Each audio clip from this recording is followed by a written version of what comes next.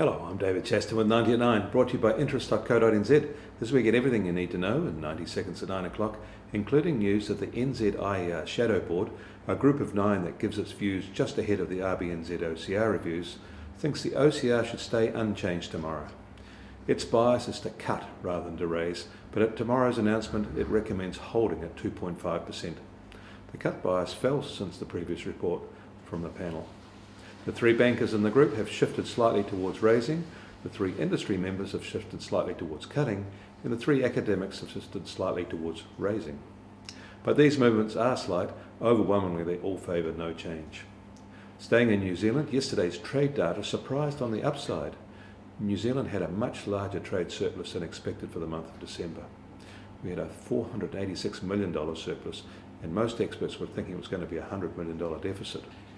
More than that, the November deficit was revised down by $110 million. The main reason for the improvement was a fall in imports, mainly big ticket ones and oil. Exports was a little higher than expected. These results didn't have a huge impact on the exchange rate, although it did firm a little. In the US, equities have risen to 5-year highs, but consumer confidence fell sharply and unexpectedly. It may have been because of the impact of tax rises, especially the payroll taxes. Meanwhile, house prices there rose to the most in 6 years, up 5.5% from a year ago.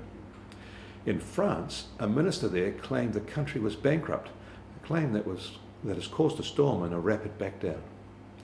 In China, data out overnight showed Chinese incomes rose faster in the countryside than in the cities for the 3rd straight year in 2012, as migrant workers boosted their pay and the government strengthened its social safety net.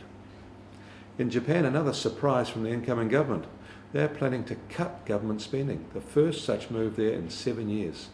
Japan has a huge public debt and is in a deflationary spiral. This latest move won't do much, but it is a signal that authorities there are serious, more serious than previously, in addressing their issues.